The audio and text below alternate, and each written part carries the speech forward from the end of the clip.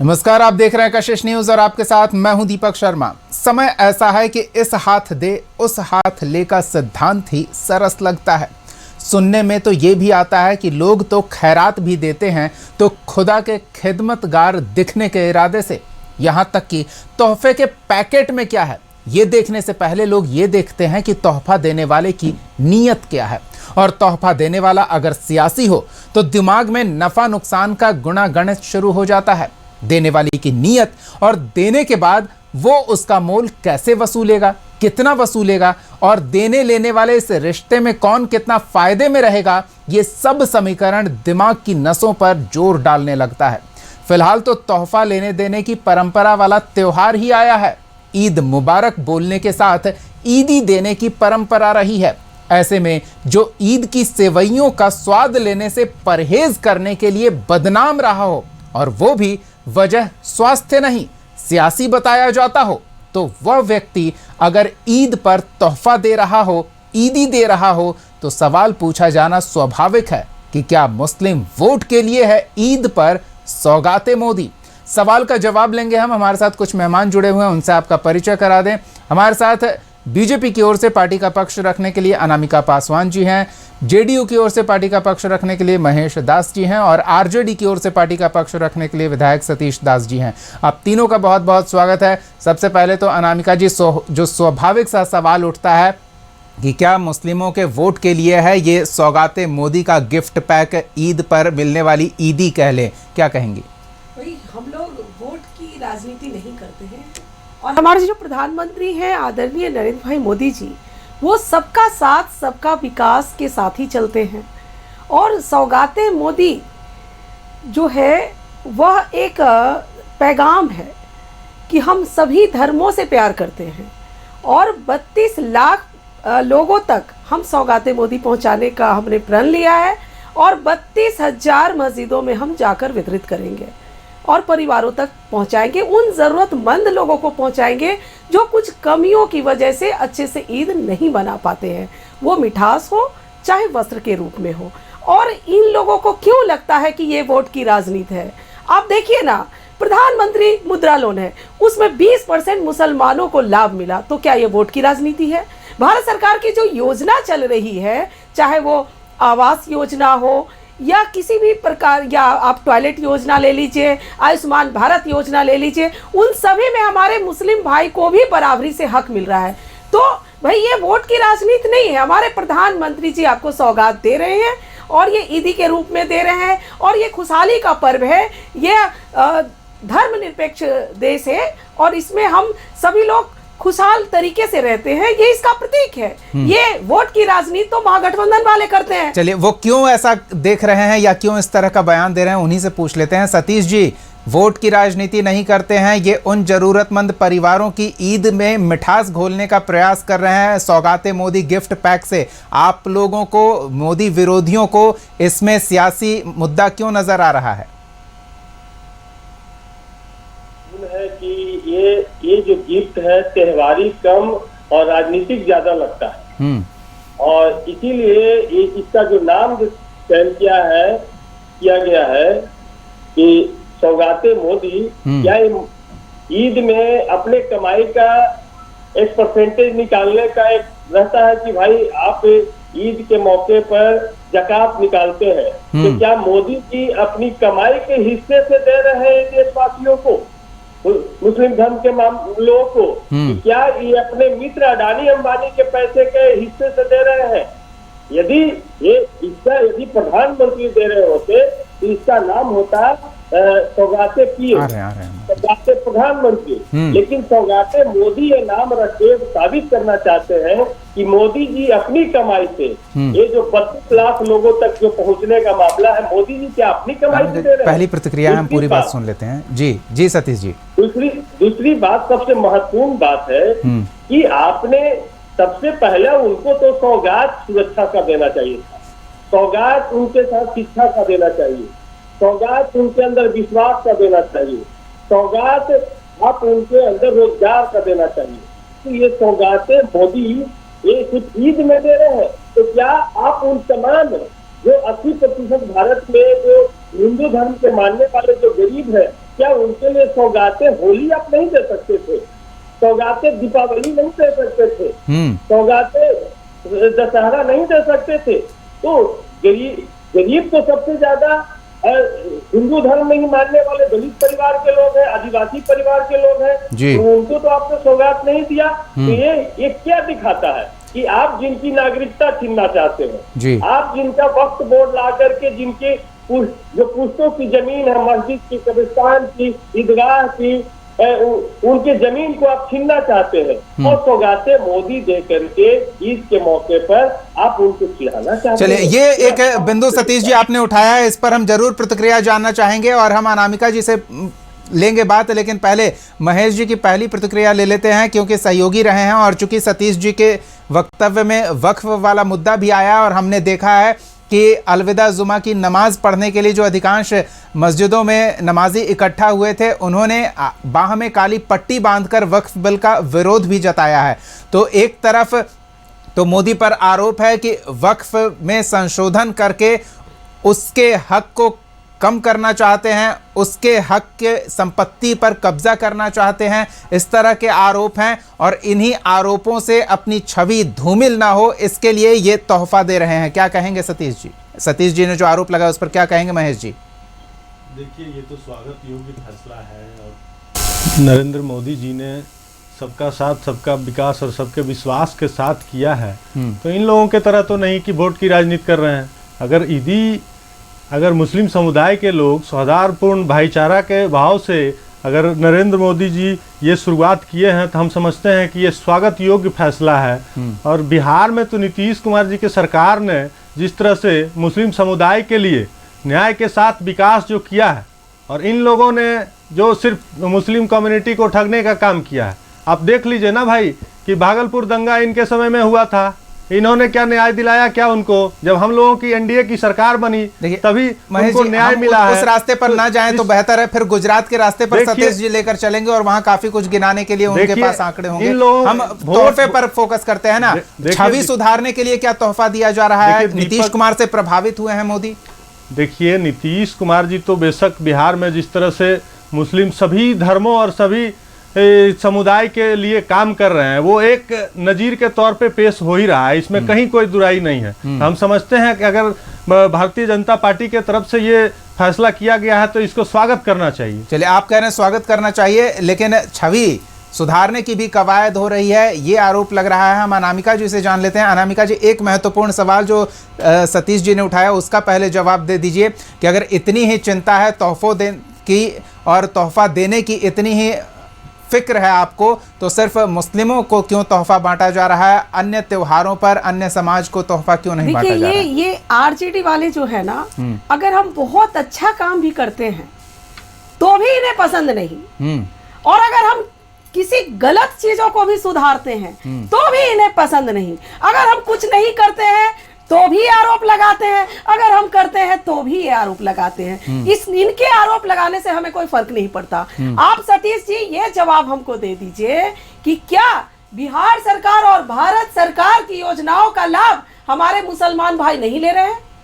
3 तलाक हटने से क्या हमारी मुस्लिम बहनों को न्याय नहीं मिला? आप दीजिए जवाब।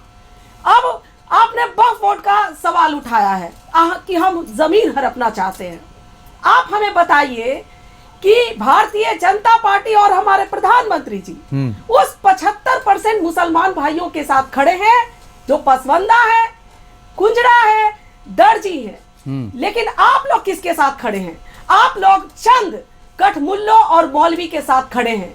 ये वो लोग हैं जो वक्फ की जमीन को करप्शन के साथ बेच रहे हैं, वक्फ की जमीन पर होटल बना रहे हैं, वक्फ की जमीन पर मॉल बना रहे हैं, वक्फ की जमीन पर दुकानें बना रहे हैं। मतलब जिन गरीबों के फायदे के नाम पर ले रहे हैं उन्हें छोड़कर सब कुछ कर रहे हैं। चलिए, हम जवाब ले लेते हैं। बड़ा करप्शन है कि इनको समझ नहीं आ रहा। अनामिका जी, हम जवाब ले लेते हैं। सतीश जी, मैं एक बात और कहना चाहती हूँ कि ये मस्जिद की बात करते हैं, गुरुद्वारे की बात करते हैं, तो मैं आपको बता देती हूँ दिल्ली के कश्मीरी गेट के बगल का जो मस्जिद था वह होटल में क्यों तब्दील हुआ? आपने हमारे गुरुद्वारे को कह दिया कि ये वक्फ की जमीन है। अरे भाई, ऐसा कहीं कानून होता है कि अगर पटना सिटी और फतुहा में एक उदाहरण आया, कई दर्जनों मामले दर्ज हैं कि कि हमारे जो गरीब मुसलमान भाई हैं उनका जमीन वक्फ ने हड़प लिया, और हड़पने के बाद वो कोर्ट में नहीं जा सकते। ये कैसा न्याय है? वक्फ बोर्ड डीएम को सीधा आदेश दे सकता है कि फलाना जमीन हमारा है और आप अधिग्रहण करके दीजिए। ये कैसा न्याय है भाई इस देश में? चलिए ये अलग मुद्दा हो जाएगा। जवाब दीजिए सतीश जी। ठीक है, हम सतीश जी से जवाब लेंगे, लेकिन फिलहाल एक छोटे से ब्रेक का समय हो चला है। ब्रेक से लौटेंगे तो सतीश जी से ये जरूर जानना चाहेंगे जो अनामिका जी कह रही हैं कि हम कुछ नहीं करते हैं तो उस पर भी आपको आपत्ति होती है, और कुछ बेहतर करते हैं, कुछ सुधार की कोशिश करते हैं तो उस पर भी आपत्ति है। हर तरह से आपत्ति ही आपत्ति क्यों है? क्या विपक्ष में होने का यही मतलब है? सतीश जी के पास चलेंगे और उनसे जानेंगे कि अनामिका जी आरोप लगा रही हैं कि पहले तो आप ये आरोप लगाते थे कि हम मुसलमानों से दूरी बनाकर रखते हैं, दुश्मन की तरह हमें प्रेजेंट किया जाता था मुसलमानों के सामने, लेकिन अब जब हम दोस्ती का प्रयास कर रहे हैं, उनके समाज के उत्थान के लिए विशेष रूप से प्रयास कर रहे हैं, तो उसमें भी आपत्ति है। क्या डर है विरोधी खेमे को कि जिस वोट बैंक पर वो दावा किया करते थे उस दावे में से दरार दिखने लगेगी? सतीश जी देखिए, कोई डर नहीं है। इस देश का मुस्लिम तबका, मुस्लिम समाज के लोग ये जान रहे हैं कि नरेंद्र मोदी जी की राजनीति मुसलमानों को डरा करके, उनको निशाना बना करके, उनके शरीयत कानून में को बदल करके इसी आधार पर उनकी राजनीति चल रही है।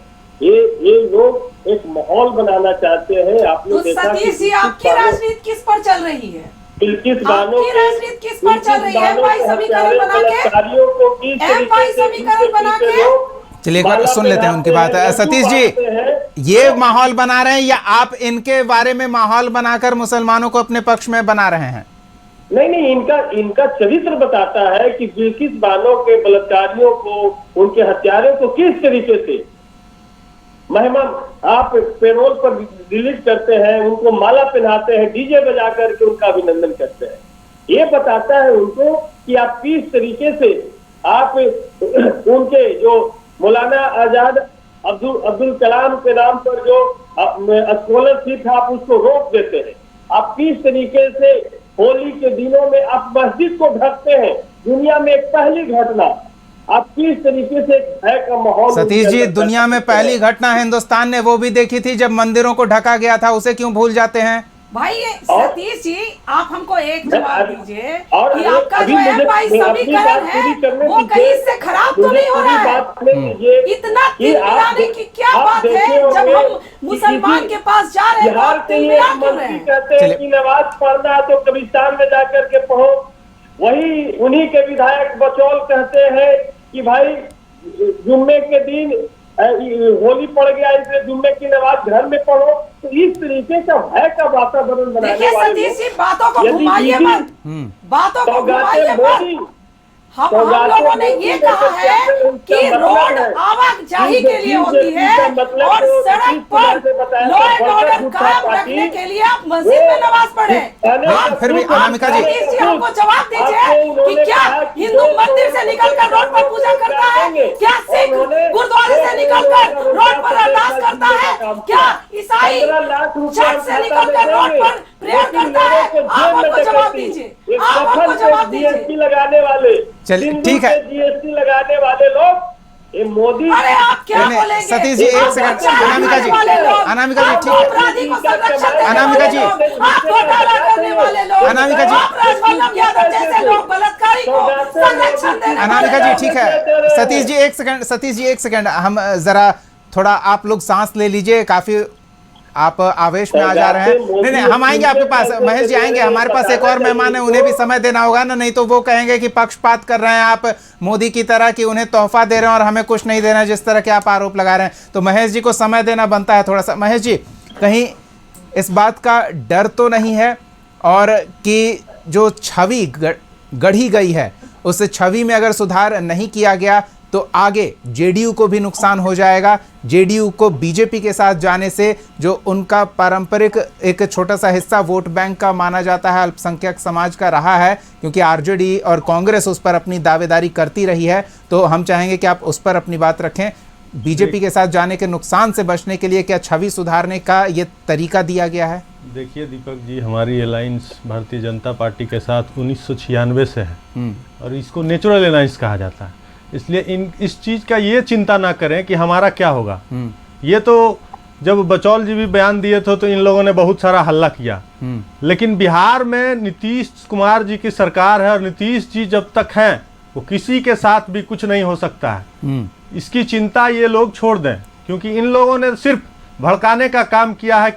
नहीं, चिंता उन्हें कितनी है वो तो हम नहीं जान पा रहे हैं, लेकिन पक्के तौर पर जेडीयू इस बात को लेकर चिंतित है, क्योंकि बार बार हम नीतीश कुमार को सुन रहे हैं, विधानसभा के अंदर भी या बाहर भी कभी वक्तव्य देते हैं, किसी सभा में अपनी बात रखते हैं तो इस बात का विशेष रूप से उल्लेख करते हैं कि देखिए हमारे शासनकाल में कभी भी हिंदू मुस्लिम वाला मामला नहीं हुआ है, जबकि पहले हुआ करता था। तो शायद कहीं दिमाग में चिंता तो है। भाई हम लोग जब से सत्ता संभाले हैं क्या एक भी घटना ऐसा हुई है या कहीं कर्फ्यू लगा हो, ये बता दीजिए। इन लोगों के सरकार में क्या होता था इनको खुद पता है। इनके सरकार में जो घटनाएं हुई हैं हम लोगों ने उसको न्याय दिया है, तो इन लोगों का बोलने का मुंह कहाँ है भाई? इन लोग तो बस वोट बैंक की राजनीति करना है। इनको पता है कि MY का समीकरण डेंट हो रहा है, तो ये करेंगे क्या? इनका तो मुस्लिम समुदाय के लोग जवाब दे दिए हैं बेलागंज के बाई इलेक्शन में। कहाँ वोट दिए इनको पता नहीं है क्या? नहीं तो ऐसा थोड़ी है कि चारों सीटें आप ही जीत गए। भैया इन लोगों को बस चिंता है वोट बैंक की। नहीं तो वो तो सबको चिंता, आप राजनीति कर रहे हैं और कहेंगे वोट बैंक की चिंता नहीं है, तो ये थोड़ा जचता नहीं है। लोगों का विकास कैसे हो इस पर निर्भर। नहीं चलिए ठीक है, हम 2019 के आंकड़े पर ही बात है। सतीश जी एक बार आंकड़ों पर हम अनामिका जी की बात सुन लेते हैं और फिर उसी सवाल पर आपका भी जवाब लेंगे। अनामिका जी 2019 के आंकड़े हैं, आपको सीटों की संख्या में जो गिरावट आई है, मीडिया रिपोर्ट्स ये बताती है कि उससे पहले के चुनाव में जो 4% हिस्सेदारी आपके वोट प्रतिशत में मुस्लिम समुदाय की रही है वो घटकर 1% पर आ गई, इसलिए आपका वो टारगेट अचीव नहीं हो सका सीटों का और सीटों की संख्या कम गई, तो अब उसमें सुधार होना चाहिए। एक ही जवाब देती हूँ कि इन लोगों ने क्या भड़काया लोगों को, भारत के लोगों को, कि भाजपा आरक्षण विरोधी है। लेकिन सच्चाई तो ये है कि कांग्रेस ने ना बाबा साहब को जीते जी सम्मान दिया, ना मरने के बाद। ये आप हमें बता रहे हैं, कोई फायदा नहीं है, ये पब्लिक को समझाना होगा ना। और गलत बातों को फैलाते हैं। आज लालू जी जिस कांग्रेस का विरोध करके राजनीति में मुख्यमंत्री बने, उसी कांग्रेस के साथ खड़े हैं, जो कि बहुत बड़ी। अनामिका जी विपक्ष मजबूत रहा है अपनी बातों को रखने में, इस वजह से तो ये गिफ्ट पैक करके देना पड़ रहा है ना। मैंने पहले भी बोला कि मोदी नहीं तो आप समझाने में सक्षम नहीं रहे, भरोसा नहीं जीत पाए। उसमें कौन सी वोट बैंक की राजनीति मतलब आप भरोसा नहीं जीत पाए। ऐसा लग रहा है। अरे हम तो उन 75% गरीब मुसलमानों के साथ खड़े होने का प्रयास कर रहे हैं जिनके साथ ये कभी खड़े नहीं हुए। चलिए हम खड़े हुए सतीश जी से जान लेते हैं। ठीक है सतीश जी, ये जो मुल्ला है, कट मुल्ला है, उनके साथ खड़े। चलिए इन्हीं शब्दों के साथ हम सतीश जी के साथ चलेंगे। ठीक है अनामिका जी, आपके इन शब्दों को लेकर हम सतीश जी के पास चलेंगे और उनसे जवाब लेंगे। साथ ही ये भी जानना चाहेंगे कि बीजेपी तोहफा लेकर पहले पहुंच गई, क्या इस बात की परेशानी है सतीश जी? नहीं कोई परेशानी नहीं है, अच्छा है, कम से कम देर से विवेक। चलिए आप माने तो कि अच्छा है। नहीं वो तो बोल रहे हैं देर आए दुरुस्त आए, आए तो लेकिन कब जाके लालू क्यों नहीं बांट लिए? वो शायद सोच के रखे होंगे, आपने पहले कुछ पैक कर लिया। सतीश जी बताइए। अधिकारों को छीन रहे हैं, जब कोई अधिकार नहीं छीना जा रहा है। आप लोगों में भ्रम फैला रहे हैं सतीश जी, और आपकी पार्टी MY समीकरण का नाम लेती है। अब MY का समीकरण का मतलब लालू जी के लिए माई है, और माई का मतलब है सिर्फ मैं और मेरा परिवार। उससे ज्यादा लालू जी नहीं सोच सकते। RJD का मतलब है रिश्तेदारी जोड़कर। वही लोग है ना जो मॉब लिंचिंग के नाम आप रिश्तेदार से बाहर निकल ही नहीं सकते, आप अपराधियों से बाहर निकल ही नहीं सकते, आप घोटाले से बाहर निकल ही नहीं सकते। वही लोग है ना। अरे भाई आप जो बोल रहे हैं जनता सुनेगी भी तो नहीं ये जरूरी नहीं अनामिका जी कि उनकी बातों को सुनकर हंसेगी और आपकी बातों पर भरोसा कर लेगी। पूछिए तो। नहीं उसी व्यक्ति पर आरोप लगा रहे हैं ना जो पहले से आरोपी रहा है। इन लोगों ने आरोप लगाया भाई, भारत की जनता ने तो सराखों पर बिठा के रखा है मोदी जी को, ये इसका सबसे बड़ा सबूत है। चलिए अब की बार 400 पार हो गया। बिल्कुल ये अब की बार 400 पार वाला सपना चकनाचूर हुआ है, तो ये सौगातें मोदी बंट रहा है। ये कहते हैं कि ये लोग ईवीएम में घोटाले करते हैं। अगर हमको ईवीएम में घोटाला करना होता तो हम 400 पार जाते, लेकिन हम ईमानदारी के साथ भारत की जनता के साथ खड़े हैं। चलिए ठीक है, ये दिलचस्प बात है। और फिलहाल जैसा वक्त का अभाव है, इस चर्चा में आवेशित हो गए हमारे मेहमान, और स्वाभाविक सी बात है क्योंकि एक बड़ा हिस्सा है जो एक मुश्त वोट करता है। और इस एक मुश्त, ठीक है अनामिका जी, समय हो गया ना? नहीं, अभी बिखरा नहीं है, अभी गठबंधन बरकरार है, चुनाव के अभी बहुत समय, आप अपने गठबंधन की सोचिए।